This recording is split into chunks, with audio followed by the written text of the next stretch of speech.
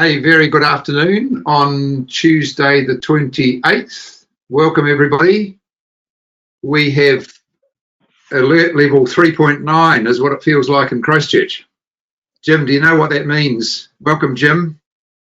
New Zealand's gone to alert level 3, but it's so hardly different from 4. I've heard people jokingly refer to it as level 3.9. Oh, I see. I think I have alert level 3 in my house because my son just burned a bunch of popcorn and there's smoke everywhere. Excellent, good fun. We have about half of the 100 attendees signed in so far, slightly less, but people are joining in. So by way of introduction, while other folks dial in, let me just give us a reminder that today's webinar is the third in the series of 4, as well as the special webinar we held for the mobile tech participants. Today's focus is very much on data ownership and data transport, data transfer. So we're looking forward to what I think is the second of a pair of the second and third webinars. Number 1, as we know, was very much a start line webinar that required spanning a very wide level of experience and expertise and knowledge about interoperability and data standards generally. So that meant we had to cover people from quite new to the industry to all the way through to PhDs and ag research and other organisations. We've seen in the second webinar then on data processing and data standards, the work that we've done on there. So today we are ready to go now. The numbers are climbing rapidly as more folk join in. So welcome to the people that have just joined us now. Today's data rights and data management webinar, we're joined also by Andrew Cooke to contribute at the appropriate time from a New Zealand perspective. Just by one little reference that I wanted to make before I hand over to Jim, I thought it would be interesting for us to know that in the last 5 days, Jim's just completed a full 24 hours of training on this material with participants from the American aerospace industry, representing over 10,000 employees across those companies represented in the folks that he was working with. He was working specifically with 300 senior engineers, specialists in their respective fields.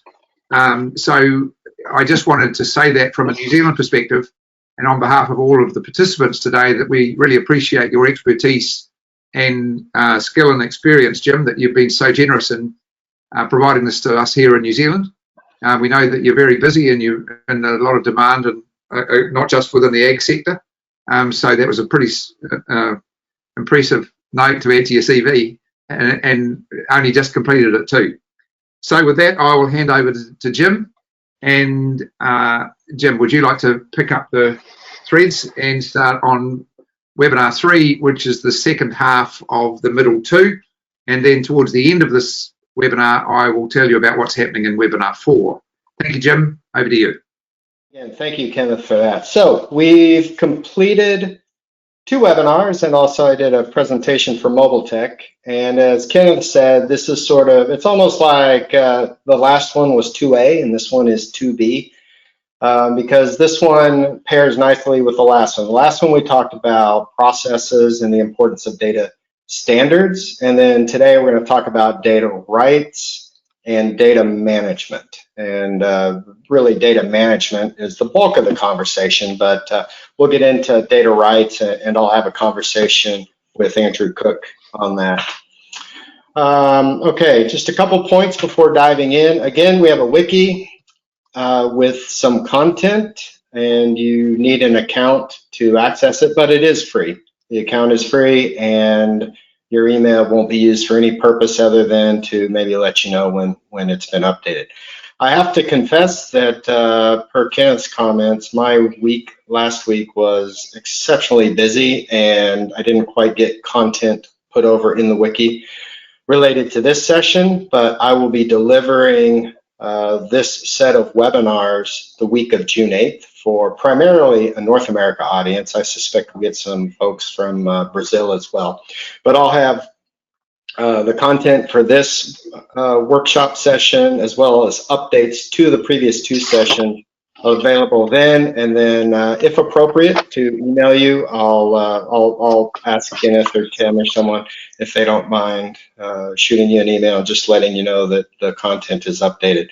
For those of you who are attending the webinar for the first time, I will create accounts for you by noon tomorrow. And then finally, as with the previous 2, your comments are welcome in the wiki, either at the bottom of the page or in line. All right, again, this event is made possible by a number of organizations. Again, thanks to PAANZ and AgriTech. The 2 organizations are merging. Thanks to Mobile Tech and in particular Ken Wilson, who has been gracious in promoting this set of webinars. Also AgGateway, the organization, one of the 2 organizations I work for, and then OAGi, the other organization. And then finally, Kenneth in Precision Farming. He has spent a great deal of time helping to organize and manage registration and things like that. And also, for that matter, Tim and Andrew have been fantastic, joining me on my Sunday afternoons for an hour or so, just giving some ideas and helping tweak my my presentation. So wherever it falls short, it's probably because I didn't take their advice. All right, just a quick note to carry us over from the last meeting. In the last meeting, we had the development. So you may recall I had this slide talking about process modeling. I stressed the point that random shapes and colors are great for children's cereal, but not process diagrams. I made the point about always providing a legend. And then you may recall that I also made the point about, hey, just, to start out, just make any diagram, even if you violate these rules. Just draw a picture on a napkin, get something in writing. And then later, a couple slides after that, I showed this diagram that Kenneth put together, and he spoke to it and talked through it. And Kenneth, do you want to take it from there and just kind of discuss what unfolded? Yes, thank you, Jim. The purpose of that was to show really a stylized napkin quality. So whilst this is true, it's really only one half of the equation. It's only one part of the picture. It's a sort of a commercial perspective, which is my own personal area of interest. I'm not a developer. I can't write code, and that's like many of us in the webinar are in that situation where we run businesses or own businesses that are that employ developers. What we were able to do, and Jim inducted me into this process. Let me just share my webcam here just to make it a little bit easier. There we go. So what Jim and I have done, or actually what Jim's done for me, is to say, okay, this is useful and it's helpful. It's better than napkin quality, but if I were to hand this to a developer and say, here, between a number of entities, and we've got 5 represented here, please make that work technologically, that would result in a large number of conversations. It needs a lot of clarification and it needs a lot of explanation and so on. So what we were able to identify and show how easy it is to do, including for me as a non-developer, and there's many in the webinar in the same category as me, I'm sure, is that we could go to this process that Jim will now move the slide over to. You want to move that? There we go. And that is a system that I set up myself. Jim just gave me a few pointers, and I was able to use that technological platform by Plant UML to build a more industry standard process chart. And so says exactly the same thing as the previous picture, but as Jim rightly points out, if I were to give that to one of my developers, or if you were to, anybody in the webinar was to use this kind of layout, it answers an awful lot more questions and gives an awful lot more intelligence and information to a development team than the previous schema would, the napkin, the flashed up napkin version. What I principally want to get across is that is a the dummy's guide to data interoperability, because I'm just simply not a developer, but I was able to use a tool that would be far more constructive in terms of engaging with developers and getting a basic design going into being built into put into operation. So Jim, I'll hand back to you, because that now leads to, okay, once a commercial person like me has got this far, what then would you do with it? Jim, back to you for the next, for where it goes to from here. Sure, Kenneth. Yeah, and this is a standard UML sequence diagram. This is something that pretty much every developer worth their salt will recognize and immediately identify with. It's a starting point for them to ask more probing questions. It's a very simple diagram type. As I discussed last week, it's not particularly effective for synchronous activities. It's not particularly effective for a flow where there's a lot of decision points and branching and things like that. But just for a simple sequence, kind of a happy path, if you will, it's fantastic for that purpose. And as I go on to the next slide, just note that message number 1, soil test, and then message number 13, the application file going from the vehicle to the contractor, and then it going further from the contractor to the technologist. Because I just popped up, I'm bringing up a diagram. I understand you can't make out the details, but the point here is while the previous diagram was a very simple diagram, sometimes it's not enough. Sometimes you really got to dig into the business process detail to a greater extent, and there are standards for that too. So this is a BPMN, Business Process Modeling and Notation diagram that offers a great deal of detail and expressiveness. Also, it saves to a format that is importable into other modeling software.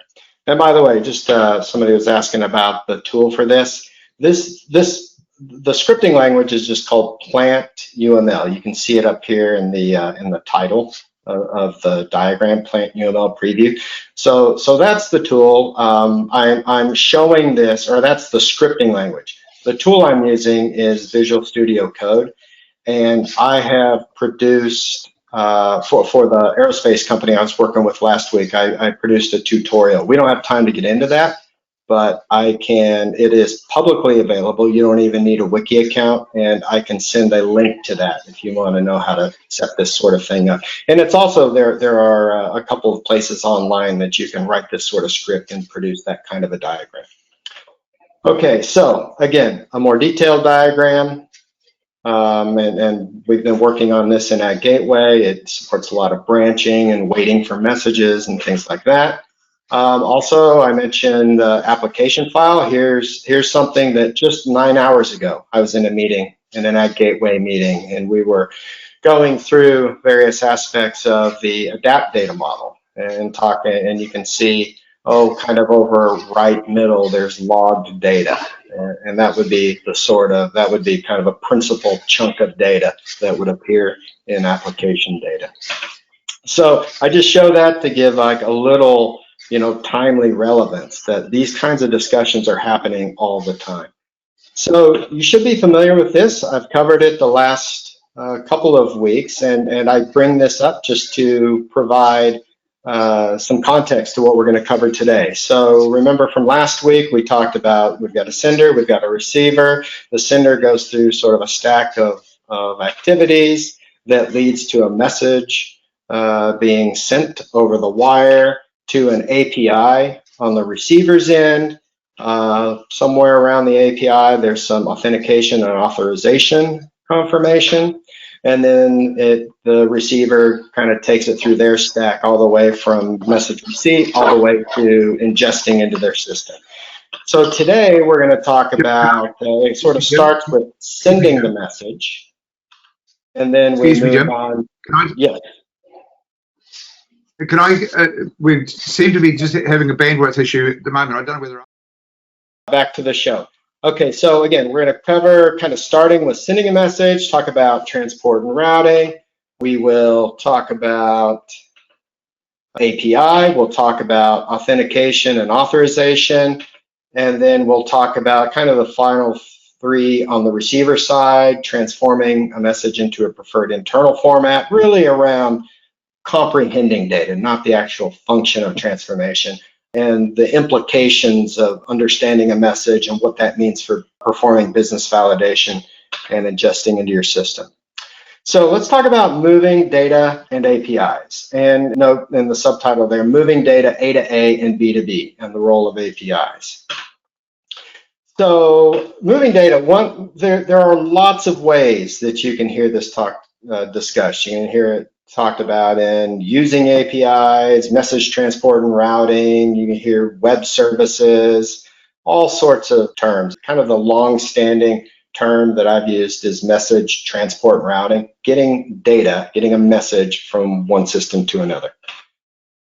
There is a difference between A to A and B to B. Well, there are differences. There are some shared requirements. You always want your data secured. You want support for guaranteed delivery and things like that. But there are some distinct requirements. So for example, it's usually not important in an A to A, application to application environment. So that's within the enterprise. There's usually not any need for support for non-repudiation, for example. And we'll get into what that means here in a little bit if you don't know what it means. So, for example, the 24 hours of training, interoperability training I did last week, it certainly covered B2B, but it was primarily A to A because this organization has somewhere on the range of 6,000 applications it needs to integrate internal to the enterprise. Just know that sometimes if you're having a conversation about moving data around, that there's a difference between requirements. Sometimes, I mean, there's a Venn diagram with a whole bunch of stuff shared in the middle between A to A and B to B. So let's talk about messaging options. So there's things like band-based EDI protocols or RNIF, Rosetta Net Implementation Framework. These are generally not used for new implementations, or if they are, I don't hear about them. And it's not because they don't work, it's just there's kind of newer, more exciting things to use. Now, let's be clear that some of these EDI protocols are alive and well. Dow Chemical shipping the same chemicals that they've been shipping for 40 years to Ford Motor Company. They're probably using EDI and it probably hasn't changed. Next would be EBMS, EBXML's message service specification. It has evolved. Yeah. Okay, so EBMS, EBXML message service spec, and it's gone through a few versions. The latest version has been published as AS4, which brings me to the next one. There's AS1, AS2, AS3, and AS4. AS1 is more SMTP, S-MIME based. AS2 is HTTP and S-MIME based. AS3 is FTP based, and AS4 is kind of a replacement for AS2.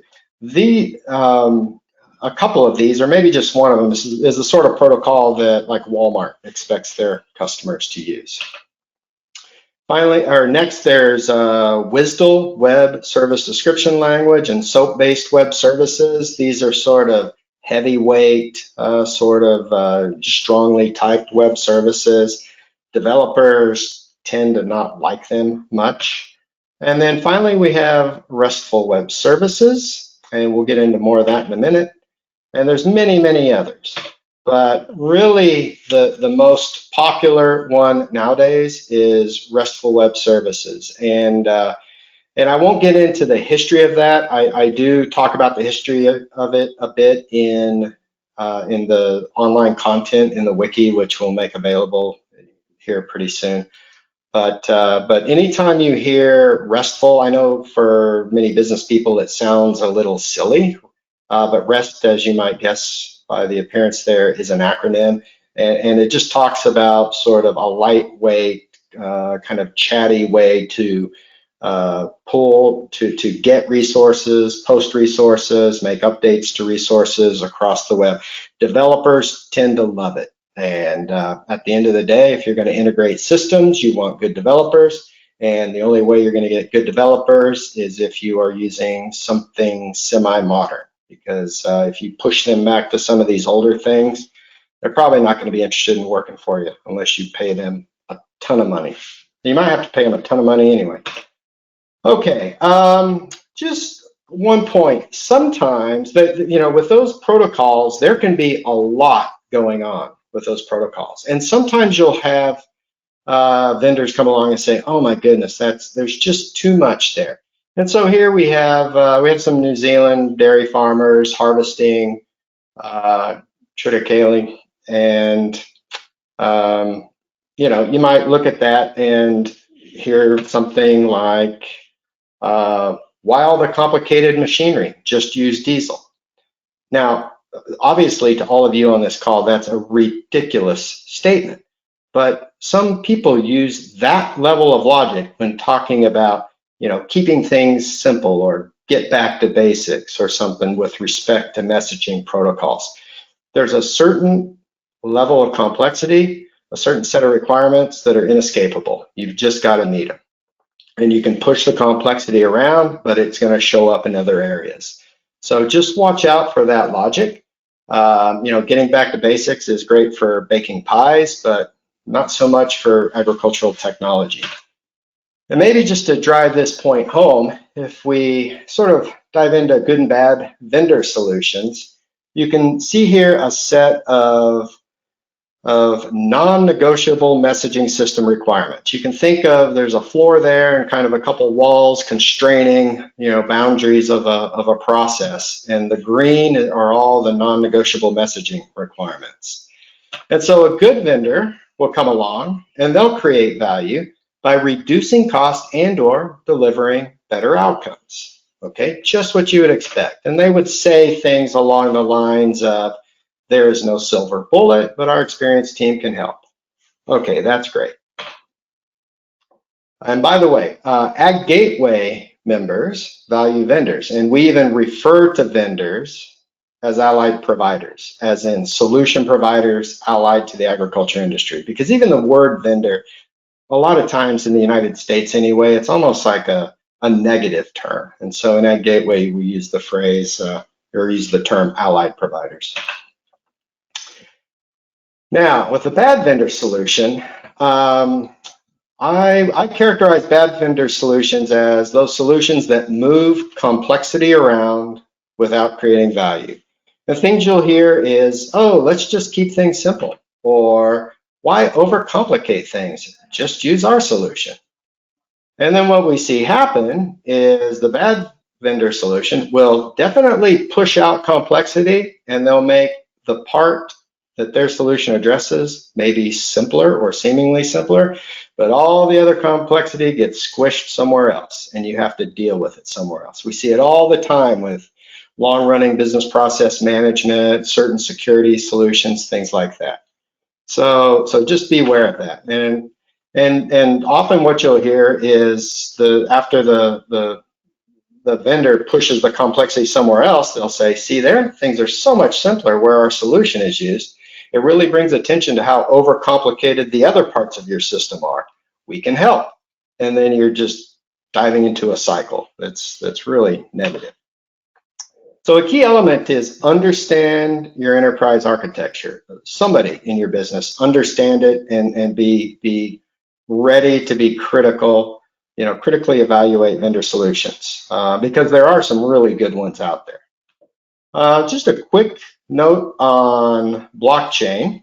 This is a brief detour, and I addressed this last year with you all. So speaking of non-silver bullets, blockchain does not allow you to bypass understanding your current processes, forming a clear idea about how to improve them, or cleaning up your data. So if you don't understand your processes, don't know how to improve them, and you have messed up data, blockchain's not going to help you. All that said, blockchain is a promising and powerful technology when used appropriately. So enough of that. And you know, if any of you want to dive deeper into blockchain, I'd be happy to do that sometime in the future. Let's talk about APIs for a moment. So notice here on the right, we have a picture of actually an API. So an API is an application programming interface, and the purpose of the photo here is to sort of draw the distinction between API and a service. Now, in everyday conversation, they're kind of used interchangeably, and that's okay. But just keep in mind that there is a distinction, and sometimes the distinction matters. So with an API, the idea here is it's the interface to a service. The service is behind the scenes, the API is the interface. So if you're at McDonald's ordering your Big Mac and fries, the microphone and the speaker are the interface when you order. And then so you say something like, I'd like a Big Mac and fries, and the response is, thank you, that'll be $12. And then you drive forward, and then you hit another API, another interface. And that's the person you hand your credit card through the interface, and then the person on the other side gives you a credit card, a receipt, and your burger and fries. Okay, now behind the scenes, there's a whole bunch of stuff going on, right? So there's a whole network of services underway: processing your credit card, cooking your burger, and then a network of services behind them, delivering raw materials to McDonald's and whatnot. So a phrase you'll hear a lot is invoke, that is, call the API or call the service. You also hear invocation and response. So I say I would like a Big Mac and fries. That's the invocation, and the response is, your total is $12. Please drive forward. So one thing that is driving me nuts lately is I hear, and this comes from the bad vendors, not the good vendors. The bad vendors will say, hey, use APIs instead of standards, as if it's one or the other. Okay, the API, again, is the interface. The service behind the API can use standards, cannot use standards. I would recommend that you insist that your vendors use standards in the services exposed by their APIs. Vendors, in my opinion, should compete on service rather than technical lock-in. And I think in my experience, the better the vendor, the more likely it is they're using standards. I know, I think I mentioned this last week, one of the companies in the US, AgIntegrated, they offer APIs and they do field operations data evaluation, and all the time they talk about the AgGateway standards that they use. And then finally, I recommend OAGi's RESTful Web Service API design spec. If you're doing web services in your company, I recommend taking a look at that. And you can just find it on the OAGi website. Enough of that. So, Kenneth, you want to introduce Andrew? We'll have a little discussion here. Thank you, Jim. Mm-hmm. So those that were with us last week, and we do have some new attendees today, so a quick introduction. Andrew is the Managing Director of Rezare, which is a well-respected and well-known New Zealand-based operation based in the sunny climes of the Innovation Park in Hamilton. Although today, in front of his curtains, I like to tease him about in his outhouse at his property, getting a lot of use this month, isn't it, Andrew? Andrew works internationally, well known in New Zealand, and has been the primary driver behind New Zealand farm data standards and other aspects of advancing New Zealand's competence and resources in the ag sector and other sectors too. You work in, Andrew, but we're talking ag here. And in particular, Andrew's been instrumental in providing what is really the foundation for two-way traffic. As myself, Callum Eastwood from Dairy NZ, Tim Cutfield, who's with us today supporting this process, and Brendan O'Connell, as we worked on under the PAANZ banner, what was the most appropriate mechanism for New Zealand to be able to take advantage of all the investment and assets and competencies that we've got so that they don't get wasted or set to one side. How could we take those assets and exchange them for extra value by both contributing to and benefiting from working in a multinational context? That led the PAANZ, the little PAANZ subcommittee that I led, to search across a wide range of options, and that in turn led to us making recommendations to the full PAANZ committee that we felt that the most appropriate central theme for global interoperability, meaning that a lot of trade and export, import that goes on, inevitably we're buying, tractors and farm equipment and so on from overseas, which is already written to world best practice, and nobody's going to send products to New Zealand that require special treatment. So that led us to recommending AgGateway as the most appropriate, not the only, but most appropriate logical interoperability standard and set of resources that support that. So I'll hand over to Andrew now, because we're starting to get more detailed into the data linker component now. Andrew, over to you. Thank you. Thanks, Kenneth. And I was really pleased to learn from Jim's talk earlier that Rezare Systems is an allied provider. So we're not a vendor, we're an allied provider, which is great news. And we only work in agriculture, Kenneth. So I'm sorry, I didn't work in multi-country. Right, okay. We work in multiple countries, but we only work in agriculture, so it helps us keep our focus. Yes. So Jim, home haircut. That's right. I wouldn't draw attention to your home haircut. So there you go. That's right. For those of you who were here last week, my hair's shorter this week, which I'm very relieved about. So Jim, we're going to talk about data linker. Where would you like to start? Yeah. So one of the things I've liked about Andrew since I first met him a couple of years ago is he kind of tells it like it is. He's never seems to be trying to sell me on some idea or something. And so, in sort of exploring a little bit about data linker in preparation for this discussion, Andrew made a couple points that we might want to get into. And one was that data linker is not a standard in and of itself. It's a service, but it's based on some standards. You want to dig into that a little bit, Andrew?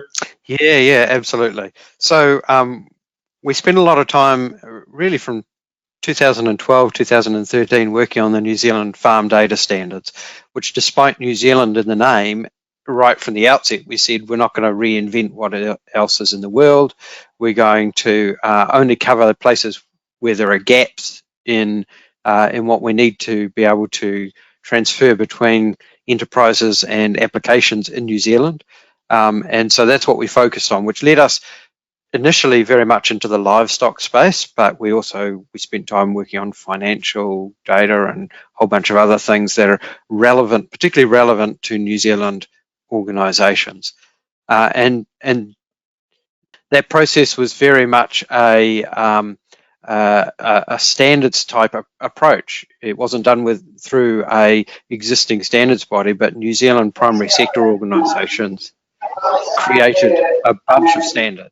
Right, so we spent quite a lot of time running effectively like a standards process for the New Zealand Farm Data Standards. So we had Fonterra and LIC and CRV and Ravensdown and Balance and Beef and Lamb New Zealand and a bunch of other organisations all working together. And we had a panel that provided governance, that reviewed the standards. We put them out for industry consultation. So to me, that's very standards-based, even though it wasn't done through ISO or Standards New Zealand. However, when we came to create messaging, we said, well, actually messages are about transferring information between one organisation that's wanting to retrieve data or get data and one organisation that's needing to make it available. And we're going to pull together organisations, effectively a coalition, informal coalition of the willing. And so that's what has made up very much the data linker specifications, but they've drawn hugely on the farm data standards. So they invariably have things in the messages that are wider than what the initial parties were thinking about transferring, because if you're going to deal with something, you deal with it properly. So I guess that's where we'd say it's not a standard in and of itself, it's a specification, but it's intended to behave like a standard in that multiple people can implement this in their own APIs without having to reinvent the wheel. Right. One of the challenges we face in AgGateway, and I'll talk about this here in a few minutes in the reference data section about a tool AgGateway has, a service called AGIIS. But one of the things that detractors will often suggest that really muddies the waters is, oh, they want all your data. In AgGateway, we have learned that we need to say early and often that we do not store transactional data. Can you talk about how transactional data or operational data, if you will, makes its way through and what Data Linker does or doesn't do with it? Yeah, so people can't see me on the camera, but I'm chuckling here because that's exactly the same thing that Beef and Lamb New Zealand and Dairy New Zealand and ourselves have faced as we've talked about Data Linker. Is for some organisations, they've worried that if they get involved with Data Linker, all of their data will somehow become available to either the entire world or at least to us. That's not the case. We don't hold any transactional data. They also worry that it will allow their competitors to somehow access their own systems. And again, that's definitely not the case. Data Linker is not a hub that holds data. It doesn't compete with farm management software or data hubs. It's a specification for how systems can interchange data in a many-to-many way, or a way that's reproducible without having to create custom integrations for everyone you talk to. And so it covers message formats, it covers API formats, and it covers specifications for how you should do authentication, but it doesn't take your data at all.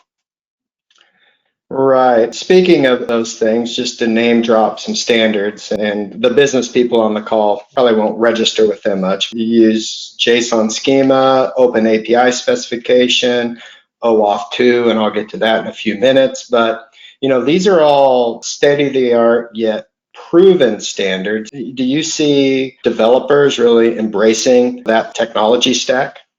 Yeah, we do. And it's interesting. If I talk to organisations about Data Linker, invariably at some stage we'll end up having a conversation with their developers or their IT team, and they get excited because these are the technologies and tools they want to be working with. I just came off some seminars we ran over late last week for the International Committee for Animal Recording, and we're using the same technology sets there.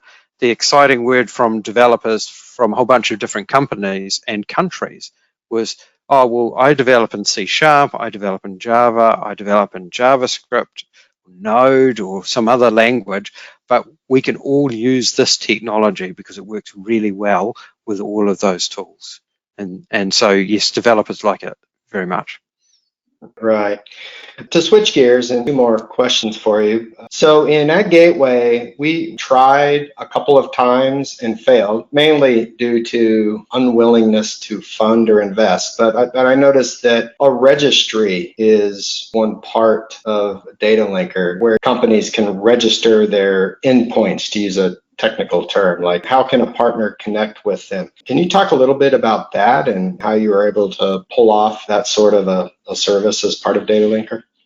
Yeah, so I think probably one of the unique things coming from a New Zealand background is we do have a fairly close industry. You know, we all know each other, but we often don't know each other at a technical level. We recognize names of CEOs of heads of companies, and we all know about each other's companies in a general sense. But if you needed to talk to a developer in one of our cooperatives and say, so how do I access your APIs and who do I need to talk to get permission, that sort of information is not obvious.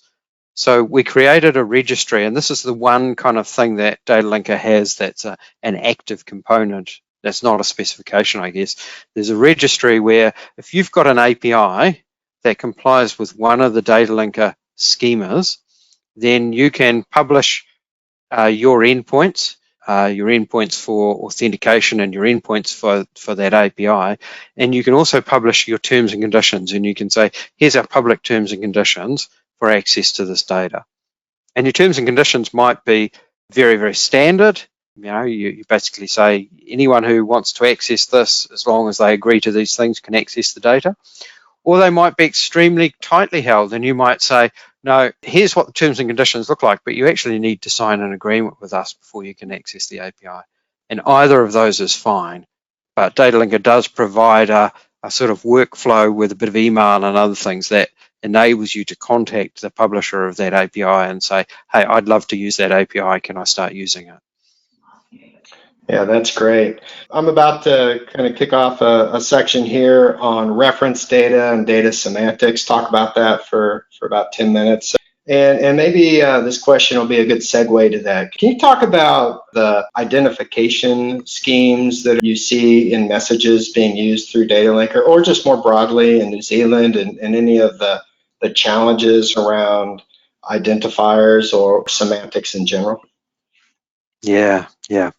Okay, so and knowing a little bit about what you're going to talk about, New Zealand is in I was going to say a reasonably unique position. I think parts of the US and some other countries share this position, but certainly places like Australia and Europe do not.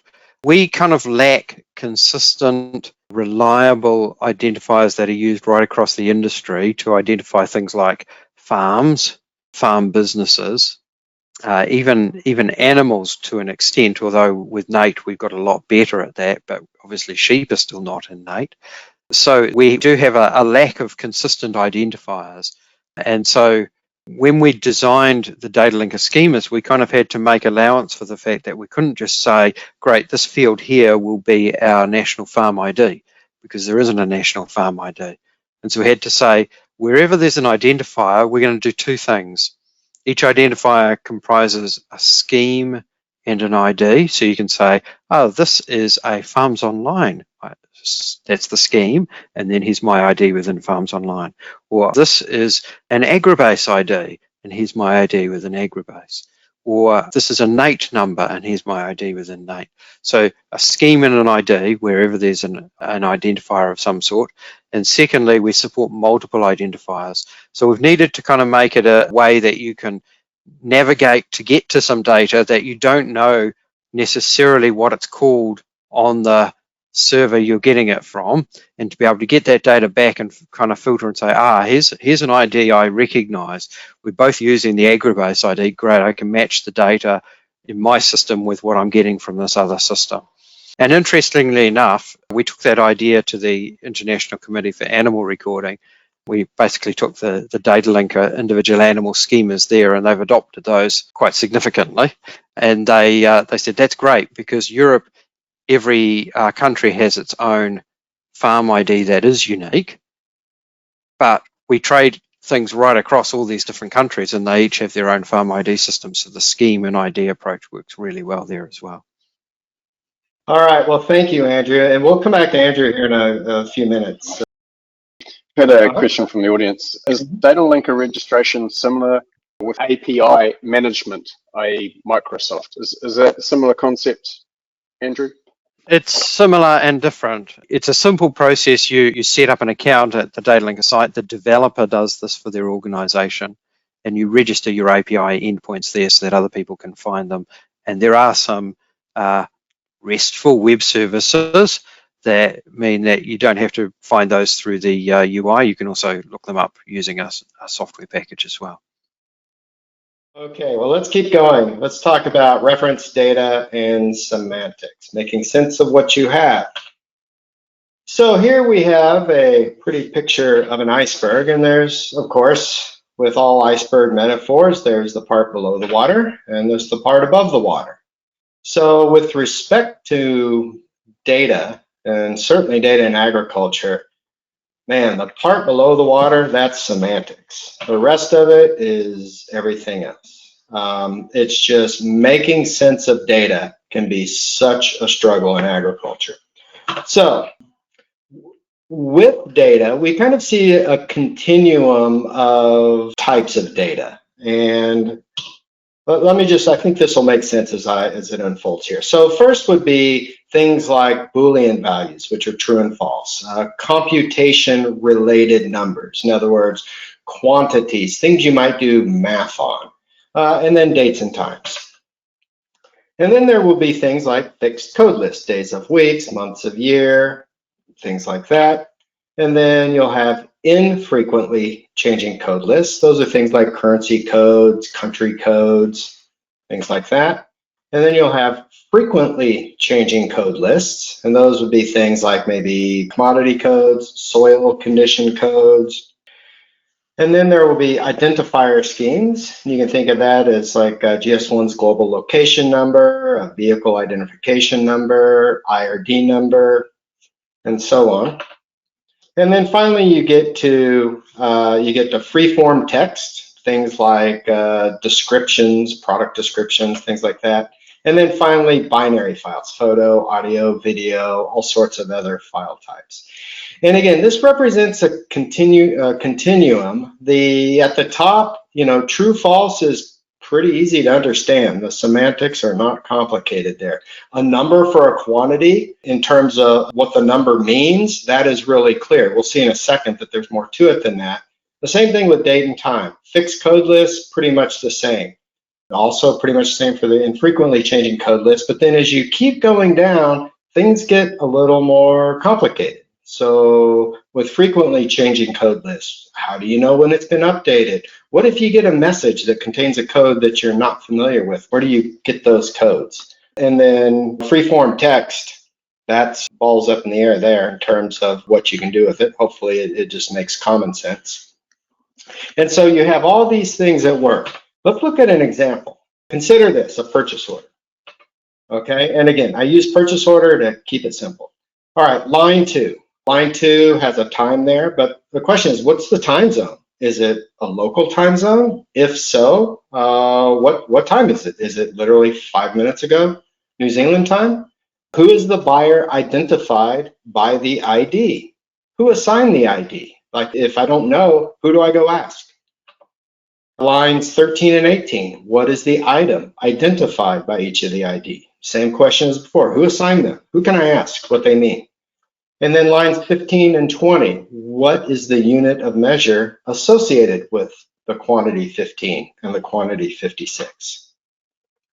So a better purchase order would add a time zone designator. So you can see there that the time zone is Z, meaning universal coordinated time, and the time is actually adjusted to reflect that it's universal coordinated time. We've added ID types in lines 6, 11, 16, and 24. So you'll notice the ID for buyer party, the ID type is IRD, and the ID type in line 11 there for the seller party ID is New Zealand business number. And then in line 16, you can see the ID type is a G1013, and the same for the next item. And then there's units of measure in 19 and 27. The units of measure are each, not a surprise. And then notice the UOM type, or unit of measure type. If you're going to say EA, well, what does that even mean? You can probably guess it's each, but wouldn't you like to know for sure? Well, you can see that the unit of measure type is a UNCFACT recommendation 21. So I just want to point out this example is really simplistic. The semantic issues are easy to identify and easy to correct. But farm data is considerably more complicated than that. And we don't have much time to get into the details of this. But AgGateway has a service, and that service is called AGIIS. And it's the AGIIS stands for Agriculture Industry Identification System. It's reference data database and the set of services. And of course, there's an API around the set of services to give you access.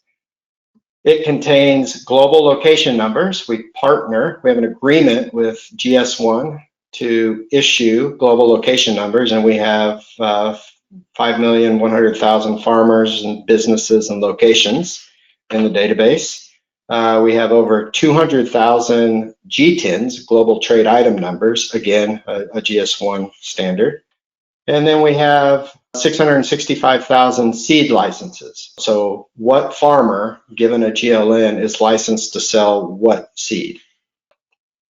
We use a RESTful web service API. We also have some legacy formats that we use.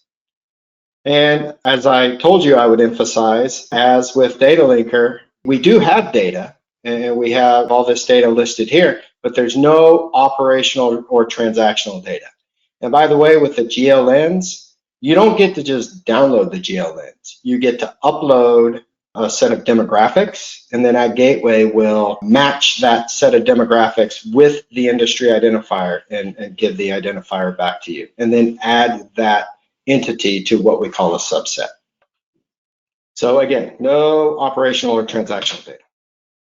We'll move on to data privacy and security, and we'll bring Andrew back into the conversation here in a minute. Just a few things about security. You've probably all heard this before, but it's good to make sure that everyone's on the same page. There's a concept called authentication, and that's all about confirming identity. Who is the party that is requesting access to some data or a service? Then there is authorization. And authorization is confirming you, not you have permission to do something. Now, these two things generally go together. Sometimes the authorization comes because a system on the other end knows your identity, and then they know what you're authorized to do. Sometimes with more sophisticated systems, like what was implemented in Data Linker, what's being implemented in lots of other systems, the authentication is less important or not important, and it's all about authorization. Do you have permission to do something? And Andrew and I will get into that here in a minute, a little more. Privacy, that's about data can't be seen, it's encrypted. Then there's the notion of integrity. That's key, and that data can't be altered in an undetectable way. Can there be someone in the middle who changes your quantity from 10 to 1,000? Well, somebody may be able to do that, but not in a way that you can't detect. The next one is non-repudiation. You know, I actually don't hear this being that big a deal or an issue at all. I would imagine it's a much bigger issue in banking and things like that. But that's the idea of, can you prove that a sender sent specific data at a specific time? And then finally, just a point here, you may hear a term called PKI, Public Key Infrastructure. It's a building block that enables all kinds of security. It's pretty important. I see that, Kenneth, you said we have a question. One of the participants asked, when you're interchanging related data between different players, how do you manage descriptive data in lists that have different names for the same thing in different countries? And he gives the example of Syrah or Shiraz, or another, what about just different languages that subscribers use in their own countries? Yeah, that is a fantastic question. And unfortunately, that was one of the slides that I wanted to get into when talking about the semantic infrastructure. In a nutshell, this area is a big mess. So notice my subtitle on this slide, an AgGateway initiative and opportunity for New Zealand leadership. It's not rocket science, but it's one of those things that tend not to be urgent for anybody, but important for everybody. And so since it's not both urgent and important, it doesn't get the attention it needs. In AgGateway, we're looking for some funding from some source where we can commit more time to this work and develop a semantic infrastructure that allows identifying correspondences in codes or descriptions across code lists, so that you could have one code list that says Syrah and another code list that says Shiraz, and you can make that connection and say these are equivalent, or even make more sophisticated connections. You can say, oh, well, this is soybean, but yeah, it's a special soybean type. It's a specialization of this other thing over here. So there is a lot going on, and whoever had that question, and any of you, I would really invite you reaching out after the workshop and connecting, or post something in the wiki or something, because this is such a big deal, difficult to address. Back to security. Some transport security options. There's several levels here, and this list, I have to admit, is all over the place. But you hear these things. So one is HTTP basic authentication. This is great for just really simple solutions, sometimes internal solutions, A to A, application to application sorts of things within the enterprise, maybe some quick and dirty proof of concept testing, that sort of thing. Then there's something called OAuth 2. That was one of the standard names I dropped when discussing data linker with Andrew. It's increasingly preferred, the increasingly preferred authority delegation protocol. There's also something based on OAuth 2 called OpenID Connect, and that's about authentication. Remember the distinction between authentication and authorization, or its related concept, authority delegation. And then there's things like Active Directory, Kerberos, SAML, and many, many others. And remember, this is a bit of a mix of apples and oranges here, but the key element here is OAuth 2. It's really becoming well accepted. It's a little complex, but it meets a whole bunch of needs. Let's talk about a couple of examples around data rights management. In the United States, there's a concept of a farm management information system. And that's actually not a US concept. That's defined in ISO 11783, which is a standard for field operations data at a machine level. That's basically the corn, soybean farmers use on the farm. They use an FMIS. And maybe they put their data in cloud storage. And maybe they want their agronomist to have access to their historical data in cloud storage because they expect their agronomist to help them develop a plan and later a prescription. And then maybe even work orders as the next season rolls around. And so we need a mechanism at a couple levels. One is a technical level. How can the farmer give the agronomist access to certain data in cloud storage without the farmer giving the agronomist her credentials? Because that's not cool. Like anytime any vendor, any allied provider asks you for your credentials, that's a sign that their system isn't very sophisticated and maybe you should watch out. So OAuth 2 addresses that. So the agronomist can request certain data from the cloud storage, and the cloud storage agronomist and the farmer can all work together such that the farmer can grant the agronomist access without giving up her credentials. And then the same thing with university researchers. So maybe the farmer is a team player and the farmer says, yeah, I want Ohio State University or Purdue to get access to data, because they're going to do some research and I just want the world to be a better place, or they're going to do some research that'll help me on my farm, or both. And the same situation applies. How can the farmer grant access to cloud storage to the university without giving up credentials? That's the technical element. And then the other element is, what are the standards? What are the expectations? What are the ethics, the code of practice, if you will, around data access and what you're allowed to do with data? Now let's move on to the New Zealand example. So in New Zealand, you might have a milk production application, and the farmer uses that daily, and maybe they want that data to be available to their feed planning and budgeting tool. But the farmer doesn't want the latter to have his or her credentials to the former. In other words, the farmer doesn't want to give the feed planning and budgeting tool credentials to the milk production application. There needs to be some sort of process where the farmer can grant the feed planning and budgeting tool rights to access certain data in the milk production application and thereby not have rights to other data. Similar to the example of university researchers in the previous, maybe the farmer wants his accountant to have access to any of that data or some of the data. And so it's all the same set of principles that can apply. And so with that, Kenneth, I think we're ready to transition into another discussion with Andrew and of course you. This is right in yours and Tim's area of expertise, just how data is used. So thank you, Jim. Right, so Andrew, would you like to respond to Jim's comments about the New Zealand application, perhaps in that milk data context, or dairy or sheep, beef, cropping, whatever? Yeah. Look, Jim, you did very, very well to pick up my rather garbled example from the weekend, and that's exactly right. And many of the people listening will recognise this sort of scenario, even if it's not exactly the same products that they're trying to mix together. And look, right across all the countries that we work in, I've seen these same challenges with people ending up saying, look, just give me your credentials to the other system. Give me your username and password, and we'll put it in our software and we'll be able to get your data. And we often call that scraping. And frankly, it talks more about the sophistication of the service that's got the data and is making it available than it does of the people who are having to scrape the data. It's also one of the biggest barriers. It's pretty easy to create RESTful web services.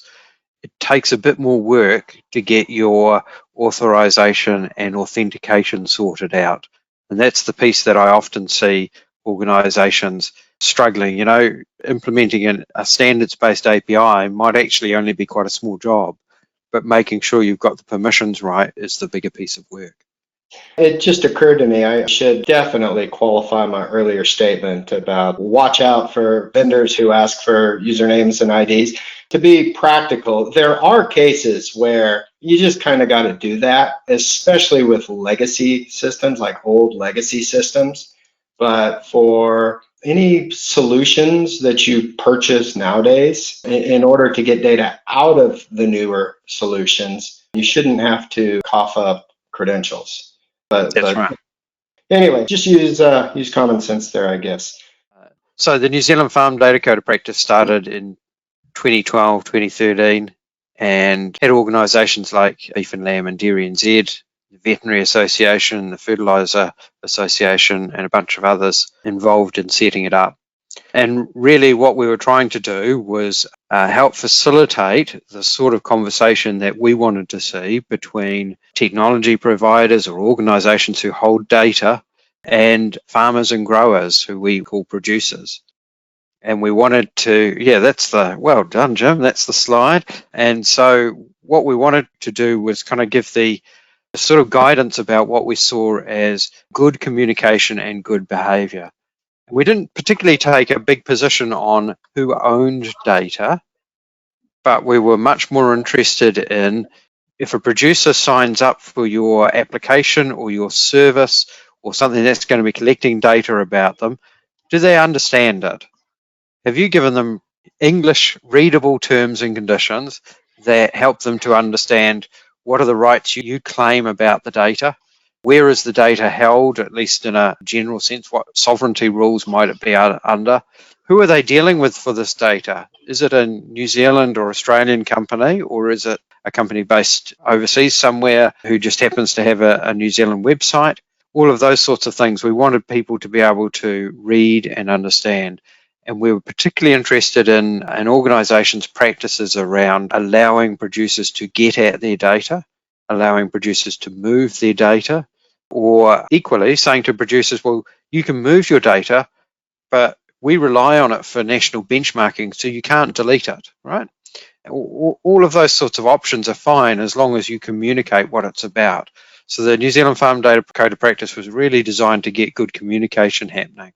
And it had a certification option, and to be honest, apart from the first year when it launched, we really haven't pushed the certification side at all. So Andrew, do you think having the code of practice, do you think that there's been value in raising awareness among farmers about the sorts of ways to think about their data and the kinds of questions they will ask of their trusted partners and technology providers? Yeah, so I've had this conversation with farmers and producers in a number of countries, and I have to say it's a difficult one because they kind of feel like they're not in a position of power to make decisions around rights about data. Farmers say to me, well, I have a choice. I can use this provider and get the benefits of their service, or I can not use it. I can't negotiate. And often they don't even understand what their rights might be. And I'm not sure whether it's Ag Data Transparent or Farm Data Code of Practice, or I've been involved in work around the Australian equivalent and the European equivalent and the UK equivalent. And I'm not sure whether any of those have quite solved the issue of farmers, A, being aware of what their options are, and B, feeling they're in a position to do something about it. Yeah, maybe to talk about compare and contrast. So this is the Ag Data Core Principles that was coordinated by American Farm Bureau. And in terms of comparing, it's interesting and frankly not surprising that pretty much the points line up one way or another. This is the list of principles, and the checklist and the certification part is in some other document, where I think in the New Zealand Farm Data Code of Practice, it's all in one document. So it's just a matter of organization, but all the principles are there, everything that you mentioned.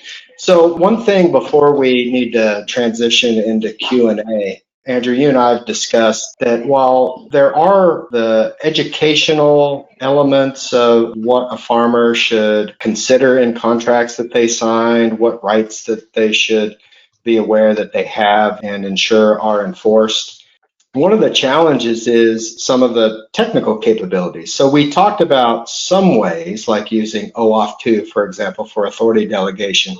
But I know in the US, and I understand in New Zealand also, is that we still need to do a lot of work around how we manage metadata for data regarding access to it, and what are the ways of kind of auditing data use so that you can confirm appropriate use. I mean, do you see that sort of challenge in New Zealand? Yeah, I see that not just in New Zealand, but pretty much everywhere we work, is that it's one thing to talk about the rights that will get passed on and how data will be used. It's quite another to be able to tag data with those rights, or to be able to enforce it in your own system. Technology in that space really hasn't got there yet. Right. I read version 1 of this, and this is version 1.1, so I just read this again this afternoon. There's parts of it you can skim, there's parts of it you'll want to read, but I would encourage everybody to read it. I mean, it's only like 14 pages of text. About 7 of them you'd just skim over, and 7 of them you'd read. You know, this is, if you print this out, this is like 4 pages. Just to refresh your understanding of the various facets of data rights management. Kenneth, want to look ahead and do Q&A? Thank you, Jim. First of all, an invitation. Anybody's got any questions, by all means, send them through to Tim on the chat column on the right-hand side of your screen. So let's now look at where we go to from here. Jim, if you'd like to go to the next slide. As we mentioned at the outset, we've sort of seen webinars 2 and 3 is almost like 2A and 2B, because they're a bit of a pigeon pair. And with those 2 sessions now coming to a conclusion, it's time to set the scene for the 4th and final webinar in the series a week from today. So a couple of things. First of all, just frame up how we see this 4th webinar running, and then I've got a couple of invitations that I'd like to extend to everyone in the webinar. So firstly, the content for next week. We anticipate taking a much more Kiwi approach to the implementation of this information. And in particular, I've invited, and now David has accepted, an invitation to David Downs, who many of you will know in person. Most of us will know the role that he carries working across all of government industry task force to try and align the somewhat at risk of disparate actions and activities between all the main agencies or ministries. MPI, he's employed by MPI, but he works across MB, MFAT, Ministry for the Environment, and there's another one that escapes me at the moment, but those are the main ones. So that work that has been driven by the Industry Transformation Plan that's currently in the consultation version, so the document is final. This is my understanding from David. The document is final, but contribution and input is invited from the wider sector in terms of the execution or implementation of the plan. So whilst the government's intentions as to what they want to achieve, the outcomes that they want to achieve in terms of transforming the ag tech business sector, how that is undertaken and implemented is up for discussion, debate, contribution, and comment from anybody who wishes. So David will join us next week. Now, and Andrew will be here again, and Jim, of course. So that's the primary focus, national. So with that, our time is gone. Thank you very much for your participation today. We appreciate very much that people are putting a lot of time and effort and thought into this process. And so we look forward to seeing you next week on the 4th and final webinar. And with that, we'll close. Thanking Andrew, Tim, and especially Jim for your contributions. We look forward to seeing you in a week. Thank you and goodbye.